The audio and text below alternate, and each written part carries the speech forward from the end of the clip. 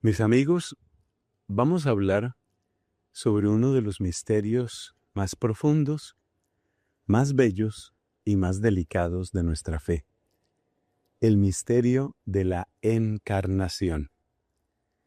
Hace poco, un amigo me hacía una pregunta sobre la encarnación. Muy concretamente, y con todo el respeto que él siempre ha tenido hacia las cosas de Dios, me decía, ¿qué fue lo que hizo el Espíritu Santo?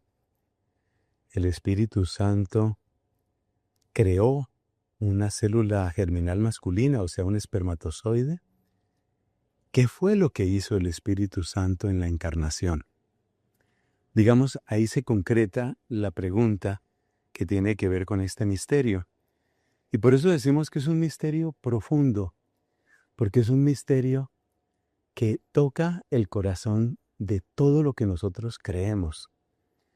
Un gran santo del siglo II, llamado Ireneo, tenía esta frase: la carne, tanto la carne de Cristo, o sea, el cuerpo de Cristo, como nuestra carne redimida, la carne, decía San Ireneo, es la columna vertebral, es el quicio de nuestra salvación.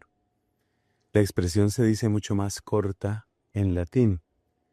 Caro, cardo, salutis.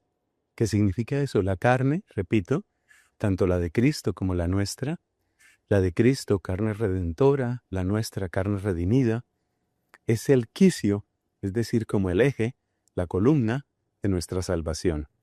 Así que si hablamos de la encarnación, estamos hablando de algo muy profundo, también algo muy bello, con toda la belleza de la ternura de Dios, que es incomparable, con toda la belleza de la pureza de la Virgen María, con toda la belleza de la virtud de San José.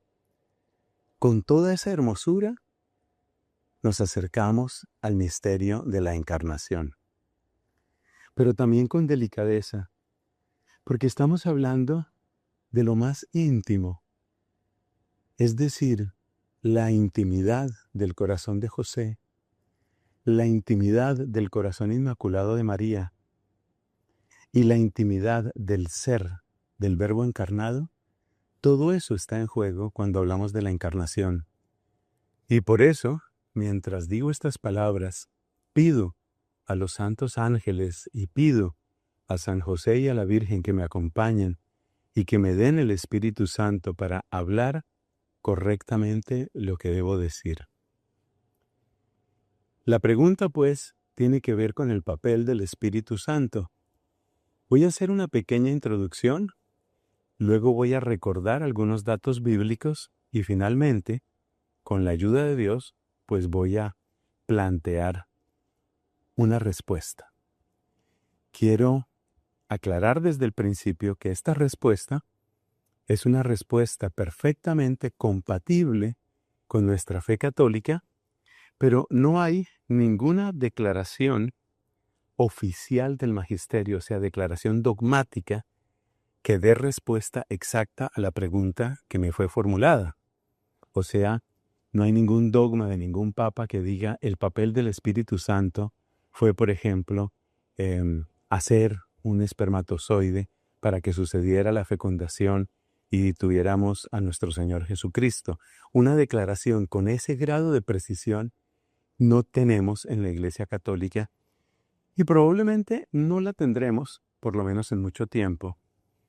Cuando hay temas en los que la Iglesia no se ha pronunciado dogmáticamente, es posible hacer la elaboración teológica, es posible hacer el ejercicio teológico, que es lo que yo voy a hacer en esta oportunidad, siempre que se mantenga dentro de los cauces de lo que enseña nuestra Santa Iglesia a través de la Escritura, a través de la tradición y el magisterio, que como sabemos, pues son las fuentes de toda la exposición de la fe.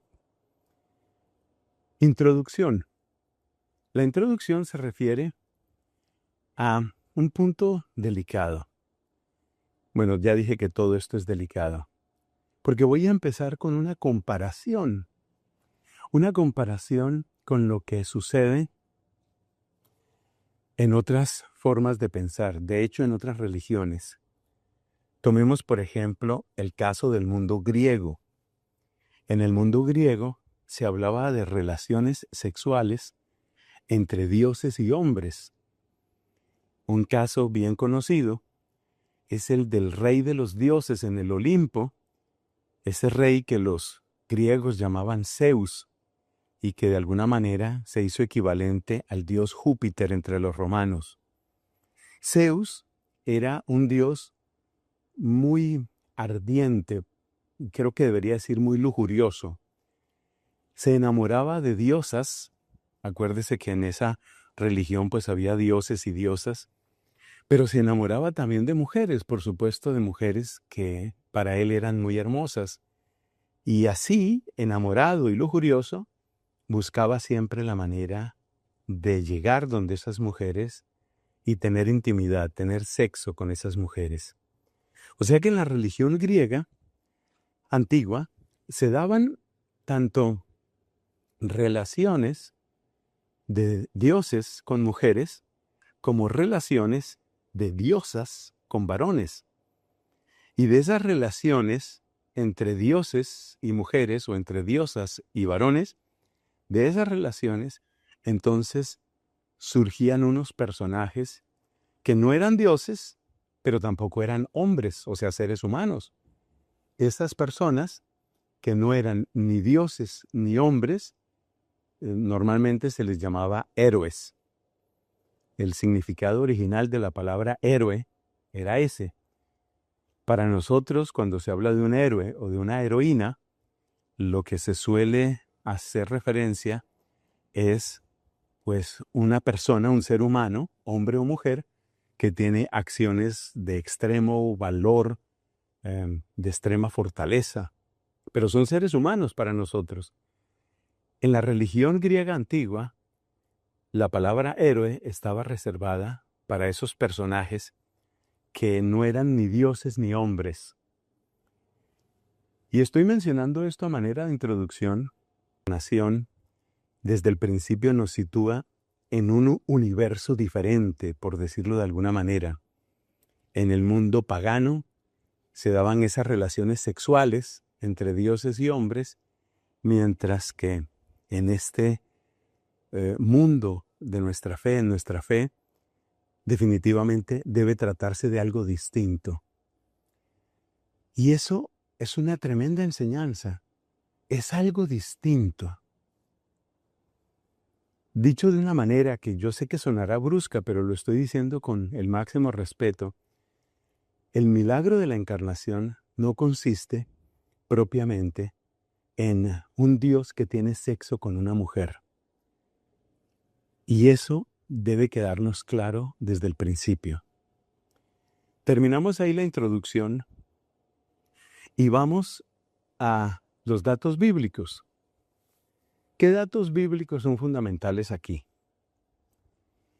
Lo primero que hay que tener en cuenta es el lugar de José, porque cuando San Lucas nos habla sobre el misterio de la encarnación, eso es en el capítulo 1 de su Evangelio, nos advierte inmediatamente que el ángel Gabriel fue enviado a una joven desposada.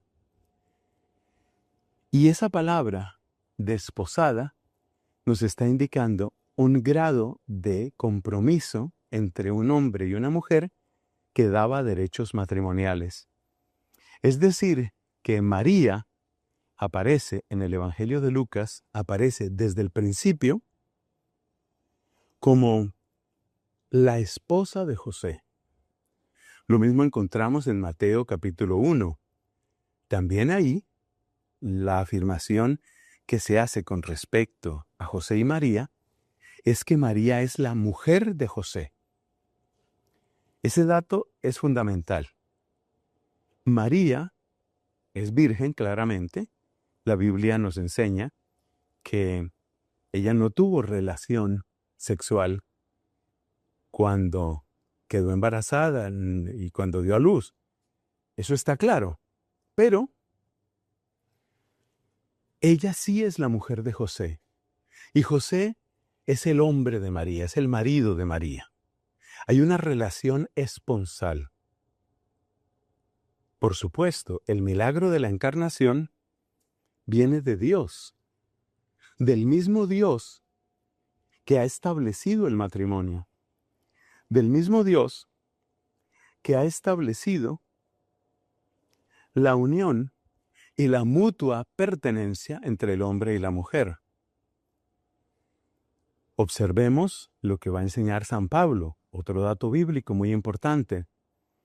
San Pablo dice que el cuerpo de la mujer ya no es de ella, sino del marido. También dice que el cuerpo del varón ya no es de él, sino de su mujer. Eso es lo que llamamos mutua pertenencia. Y la mutua pertenencia implica que cualquier interferencia corporal con la mujer significa un retroceso de los derechos matrimoniales del esposo, es decir, de José. Y lo mismo hay que decir en el caso de una mujer que pretendiera involucrarse afectivamente o íntimamente con José. Sería un abuso de los derechos matrimoniales de la mujer, que claramente es María. Entonces, ya eso nos hace suponer que el milagro de la encarnación debe estar en un nivel diferente, en un nivel distinto. Y nuestra tarea es tratar de esclarecer qué tipo de nivel es el que se da ahí. La pregunta entonces la podemos concretar. Suena muy brusca, pero de nuevo, estamos hablando con el máximo respeto y devoción. La pregunta la podemos concretar de esta manera. ¿El Espíritu Santo estaba reemplazando la parte masculina en la relación entre José y María? Lo que hace el Espíritu Santo es quitar la parte masculina, es decir, hacer a un lado a José para tomar lo que podemos llamar la acción propia del varón, la acción masculina. Hay muchas dificultades con esa manera de hablar. Lo primero es que con ese modo de hablar estamos acercándonos muy peligrosamente al lenguaje de los paganos, porque eso precisamente era lo que hacía un dios entre comillas, como Zeus. Lo que hacía Zeus era quitar los posibles pretendientes o incluso el esposo de una mujer para tener una relación íntima con esa mujer. A mí por lo menos me parece imposible de admitir que el Espíritu Santo haga algo así, como quitar a José.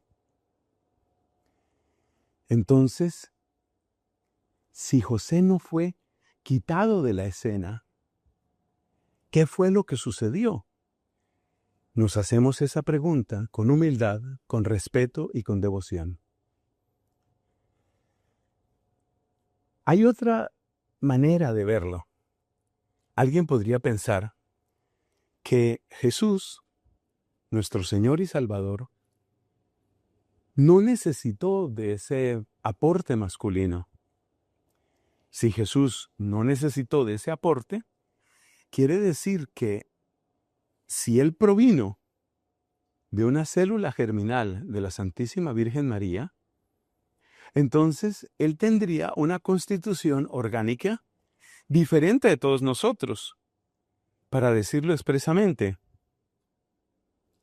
todos nosotros tenemos 46 cromosomas. Sabemos que 23 vienen del varón, 23 vienen de la mujer. Entonces Jesús no sería uno como nosotros, no sería verdadero hombre, si Jesús proviniera de una célula germinal de María Santísima sin ningún tipo de intervención, porque entonces Él no tendría una constitución orgánica como nosotros. Él no sería verdadero hombre como nosotros. Y sabemos que nuestra fe enseña claramente que Él es en todo semejante a nosotros, menos en el pecado. Así que esa no parece una solución. Decir que efectivamente el Espíritu Santo no aportó la parte masculina, porque esa es la versión pagana de las relaciones entre dioses y hombres, no aportó la parte masculina, pero es que Jesús tampoco tenía esa parte masculina, pues eso rompe la afirmación de Cristo como verdadero hombre. Ese no sería Cristo verdadero hombre.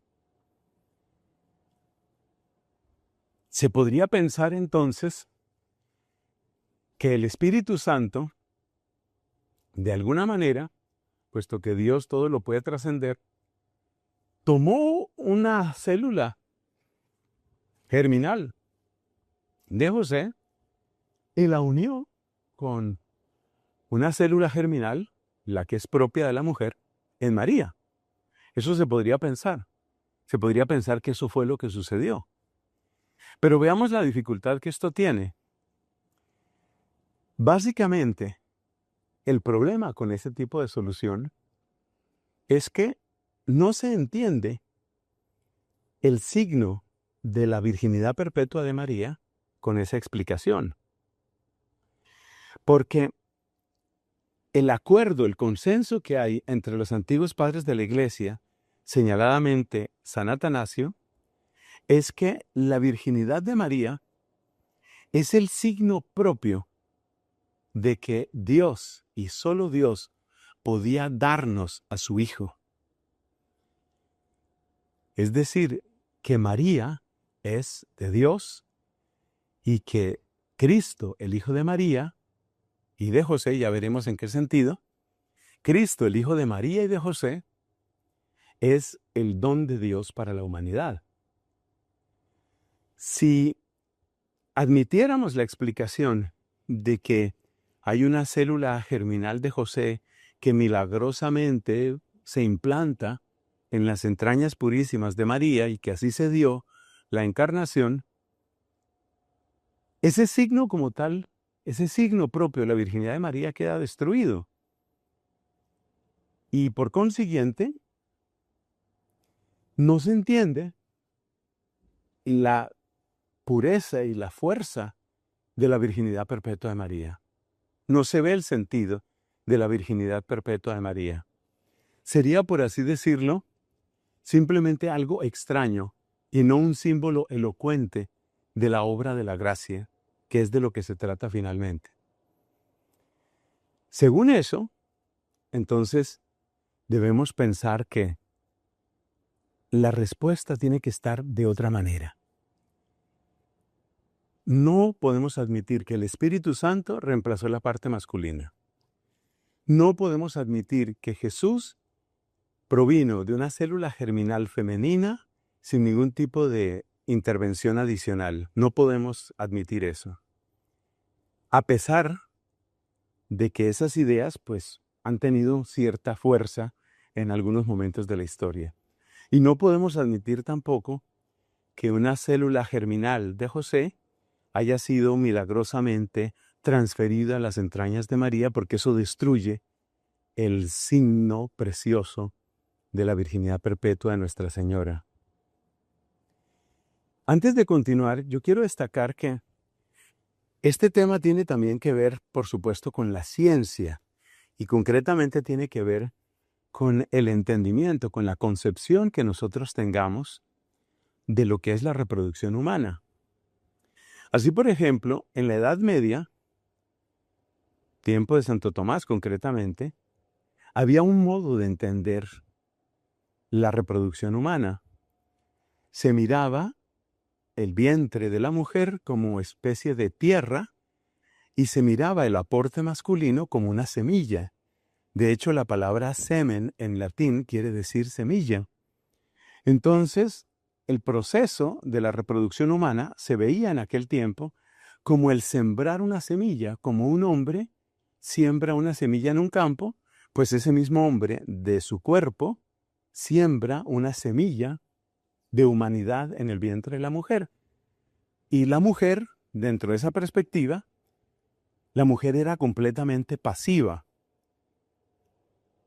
de tal manera que lo único que ella hacía era recibir una semilla, que ya era semilla de humanidad, recibir esa semilla y cuidarla, darle calor y cuidado, darle amor y alimento, y de ese modo hacer que esa semilla crezca, que esa semilla prospere. Esa es la idea. Esa es la idea que había en la Edad Media. De acuerdo con ese modo de pensar, se creía que en el aporte masculino, pues había como hombrecillos que tenían que ya estar orgánicamente completos, pero muy pequeñitos. Y que esos hombrecillos, que en latín se dice homunculi, esos hombrecillos, pues eran después desarrollados, así como una semilla crece en la tierra, eran desarrollados en el vientre de la mujer.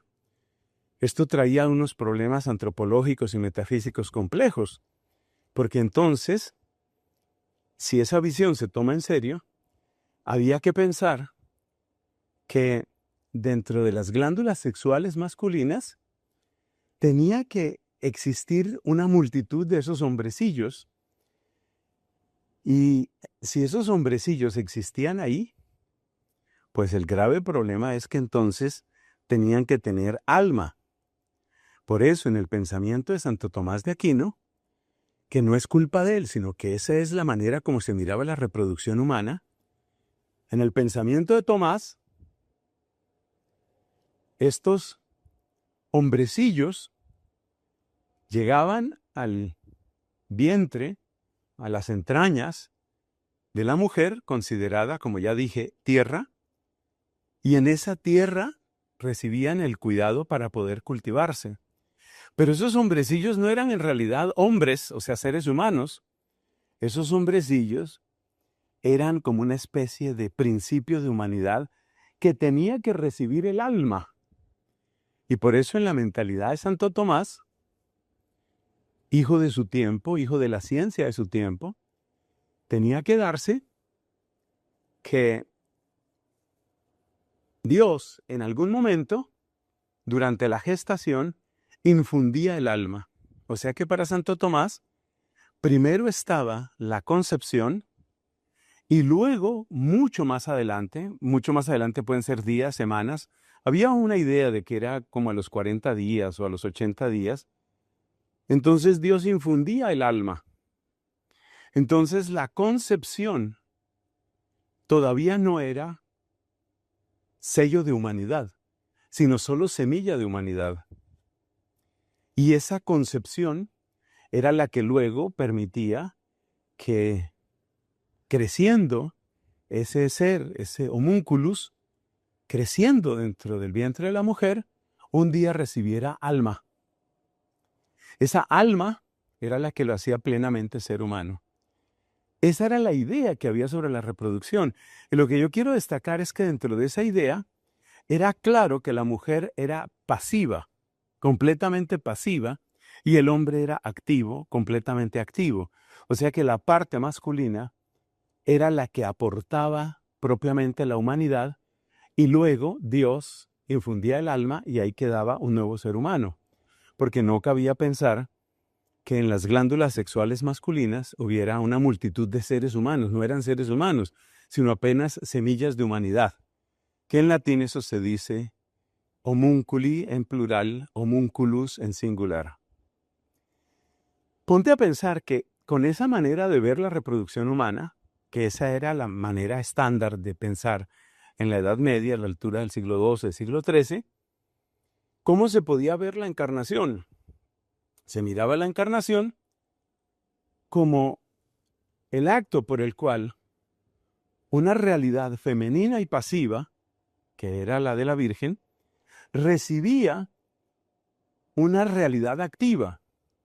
Esa realidad activa se describía con la acción del Espíritu Santo. De manera que efectivamente en la Edad Media, el modo de hablar de la encarnación era como una acción del Espíritu Santo que, según hemos dicho, reemplazaba la parte masculina, pero no en el sentido que nosotros lo podríamos entender hoy.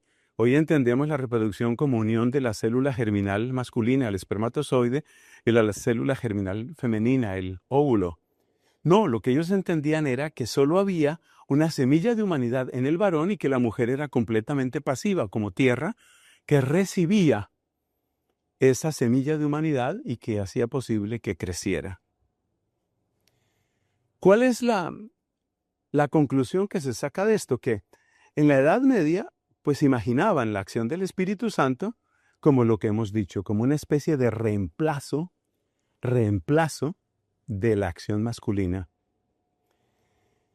Pero ese reemplazo de la acción masculina tiene varios problemas. Primero, ya dijimos, se acerca a la descripción mitológica y pagana, punto número 1. Punto número 2, en el Evangelio de Lucas, María le dice a José, tu padre y yo te estábamos buscando. Entonces, bueno, eso se resolvía diciendo que José era un padre adoptivo, o sea que José de alguna manera aceptaba como hijo suyo al que no era en realidad hijo suyo. O se hablaba de José como padre putativo de Jesús. La palabra putativo significa el que se creía que era el padre, pero no era en realidad el padre.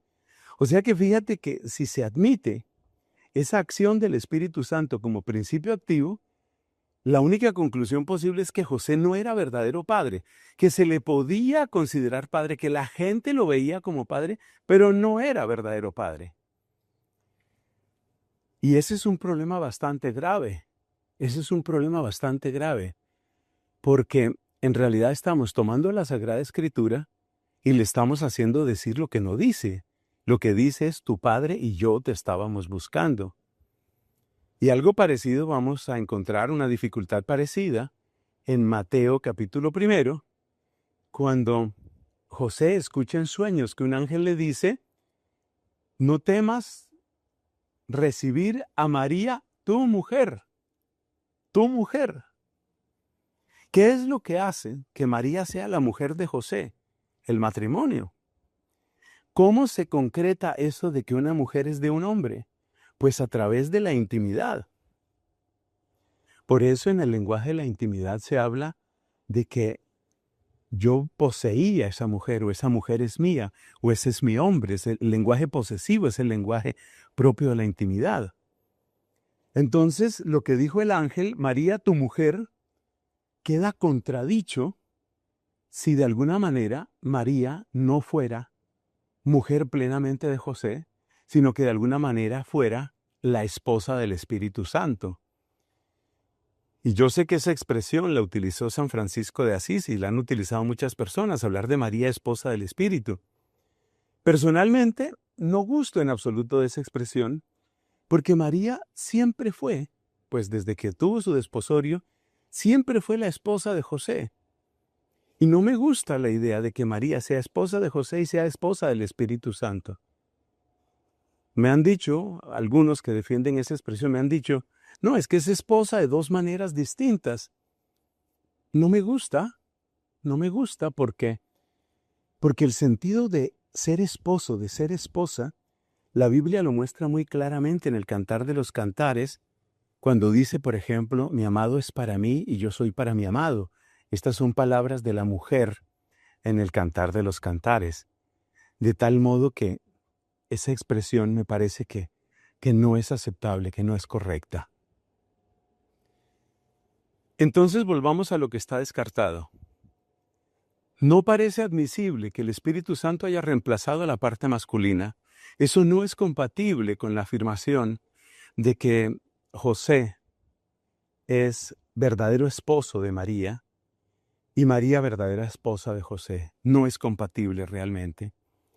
Tampoco es compatible decir que Jesús tenía únicamente lo propio de las células germinales de María.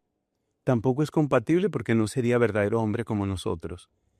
Tampoco es compatible con nuestra fe afirmar que hubo como una especie de traslado, como una especie de inseminación, porque eso destruye el símbolo propio de la virginidad perpetua de María, y porque de alguna manera estaría rompiendo el orden natural sin el símbolo propio de lo sobrenatural. Por supuesto que la virginidad perpetua de María rompe el orden natural, pero lo rompe hacia arriba mostrando un orden sobrenatural, mostrando un símbolo sobrenatural, que es el símbolo de la gracia, esa gracia que supera, que trasciende la naturaleza. Pero en el caso de esa célula germinal trasladada o transferida a las entrañas de María, se rompe el orden natural sin el símbolo sobrenatural. Y eso parecería simplemente una ostentación de poder que no es propia con lo que nos muestra la Biblia sobre Dios. Entonces, ¿qué solución nos queda? Algunos, exasperados por todo este recorrido intelectual, llegan a la conclusión de que la única solución que queda es tomar como simbólico todo lo que se dice de María, la pureza de María, quitar todo eso, hacer a un lado todo eso y simplemente afirmar que ellos fueron un matrimonio como cualquier otro y que Jesús fue engendrado como hemos sido engendrados todos, es decir, en la relación íntima entre un hombre y una mujer. Pero eso tampoco sirve porque contradice tanto la escritura como la tradición como el magisterio. Y el hecho de que algo sea difícil de explicar no puede justificar la pereza, la comodidad o el transigir con la mentalidad del mundo simplemente para quedar bien. Eso no tiene sentido. Según eso, ¿qué podemos pensar que ha sucedido? Solo hay una luz que yo he conocido y es la que quiero compartir. Esa luz proviene también de la Sagrada Escritura cuando se habla de Cristo como el principio de una nueva creación. El que es en Cristo es nueva criatura, nos dice la palabra de Dios. Y también nos dice que Cristo es el primogénito de toda criatura. En Cristo empieza una nueva creación.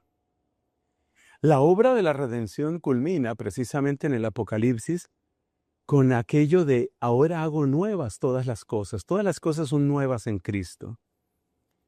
En Cristo todo fue creado, lo dice la carta a los Colosenses, pero también todo fue creado para Cristo. De tal manera que en Cristo todo fue creado y en Cristo todo fue recreado. Todo ha sido creado de nuevo.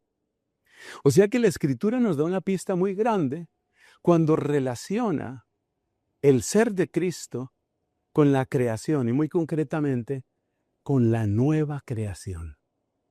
La nueva creación. Eso nos hace suponer que la ruta correcta está en afirmar que la encarnación es el comienzo de la nueva creación y que la única clave real que tenemos para hablar de la encarnación es en relación con la creación. En efecto, la creación tiene como punto de partida la nada, porque Dios creó todo ex nihilo o ex nihilo, dicen otros, de la nada. Y efectivamente la nueva creación también tiene su punto de partida en una nueva nada. Esa nueva nada es la infinita disponibilidad, la infinita obediencia, la infinita humildad de María. María es la nueva nada, de tal manera que la primera creación, la creación del universo visible, incluso del universo invisible, como son los ángeles, la creación sucede a partir de la nada y la nueva creación que empieza en Cristo surge de la nueva nada que es María. Esa parece ser la ruta, pero sigamos avanzando. Otro elemento, si nosotros miramos por qué se da la creación, la única respuesta que tiene nuestra fe es por un amor infinito, generoso y libre de Dios. ¿Por qué se da la encarnación? Por amor. No hay otra explicación. Decimos en el credo, por nosotros y por nuestra salvación bajo del cielo. Y se encarnó de María la Virgen. De tal manera que es el amor amor que le da la gloria máxima a Dios y amor que trae salvación para nosotros. Es el amor la única explicación. Solo el amor hace posible la encarnación. O sea que el amor es el motor de la creación y el motor de la encarnación es de nuevo el amor. Entonces, ¿está todo explicado? No, tendríamos que pensar un dato muy importante, y es que en la creación, a partir de la nada, es decir, en una acción completamente libre y poderosa de Dios, es creado el universo, es creada cada criatura, quería decir. Algo tendríamos que decir aquí también, que de las entrañas purísimas de María ha sido creado, pero la palabra no es que no tenemos la palabra, pero para que se entienda, como una especie de sinónimo, como una especie de analogía, de la nada de María es hecho el Hijo de Dios. No decimos de una célula germinal de María, porque en cuanto decimos de una célula germinal de María, la siguiente pregunta es, bueno, ¿y la otra parte, la parte masculina, cuál fue? Y ahí volvemos al modelo mitológico griego. Tenemos que decir que a partir de María, no a partir de la nada, sino a partir de María, Cristo fue hecho, pero no decimos hecho, sino el Verbo de Dios asumió que, según nos enseña Santo Tomás de Aquino, que este misterio como tal lo explica preciosamente, que asumir significa elevar, elevó la naturaleza humana a partir de María, y esa es exactamente la esencia del misterio. A partir de María es hasta donde puede llegar nuestra razón.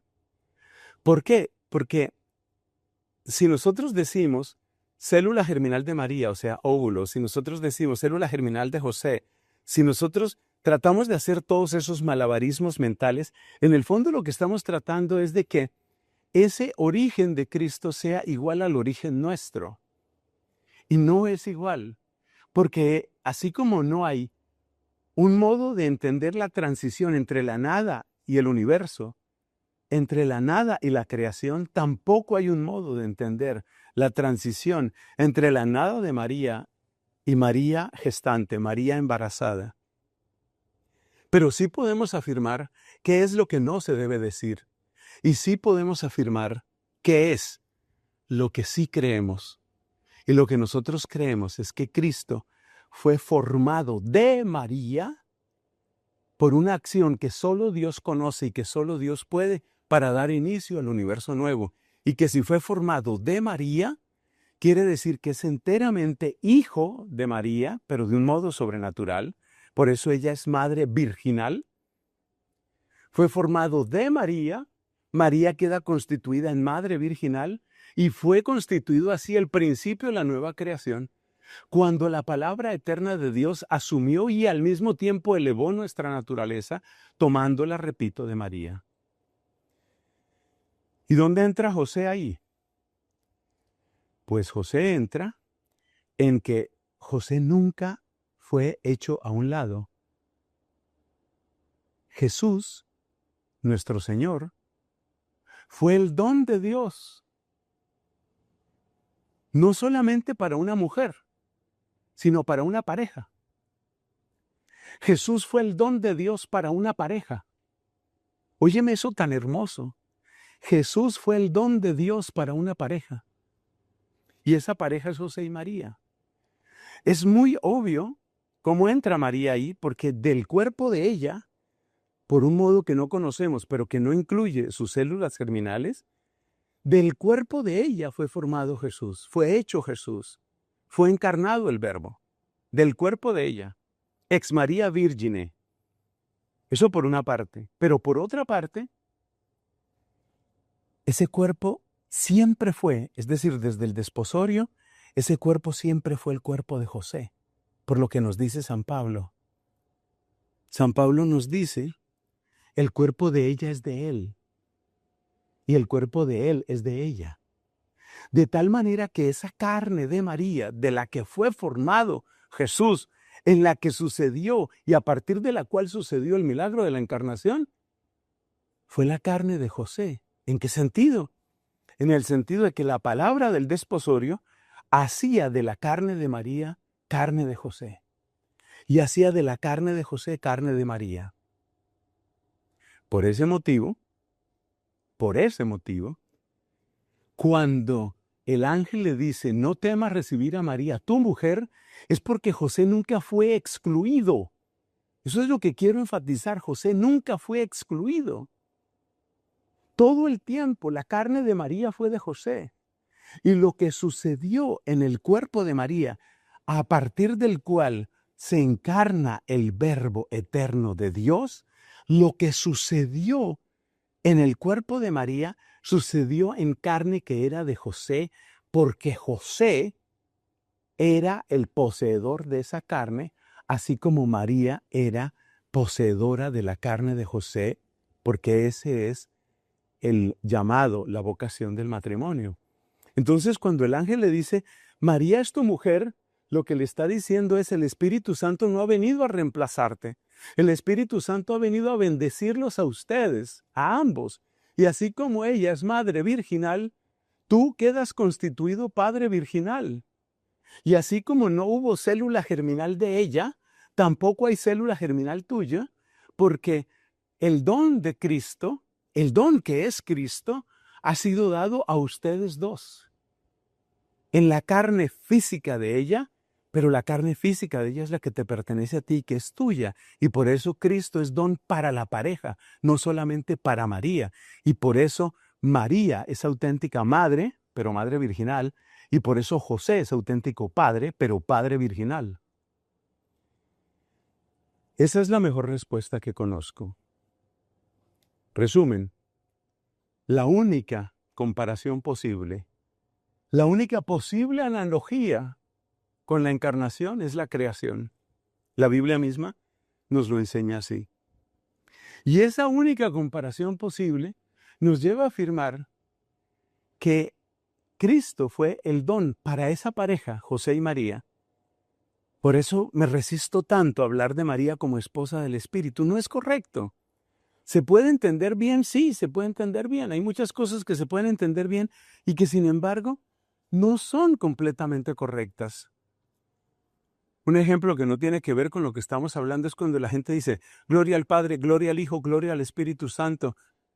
Esa no es una expresión realmente correcta, porque esa expresión lo que parece sugerir es que le estamos dando alabanza a un Dios, a otro Dios y a otro Dios. La manera correcta de decirlo en lenguaje católico es gloria al Padre y al Hijo y al Espíritu Santo. O sea que hay cosas que se pueden entender bien, pero que no están dichas de un modo completamente correcto o mejor, o del modo mejor. Pues lo mismo decimos aquí. Exactamente lo mismo decimos aquí. Que cuando nosotros hablamos de María, si alguien utiliza la expresión esposa del Espíritu, pues no está diciendo lo mejor. No es la mejor expresión. Que se puede entender de algún modo, sí. Pero tratemos de no expresar cosas que haya que forzarlas para entenderlas correctamente. No es la mejor expresión esa. Lo mejor es decir que María es la esposa de José, que José es el esposo de María, y que el Espíritu Santo de Dios en la encarnación les dio el regalo máximo de amor a José y a María, constituyéndola a ella como madre virginal y constituyéndolo a él como padre virginal, y que la obra de la encarnación solo tiene una comparación con la obra misma de la creación. María es la nueva nada y en ella empieza el universo nuevo. Gloria al Padre y al Hijo y al Espíritu Santo, como era en el principio, ahora y siempre, por los siglos de los siglos. Amén.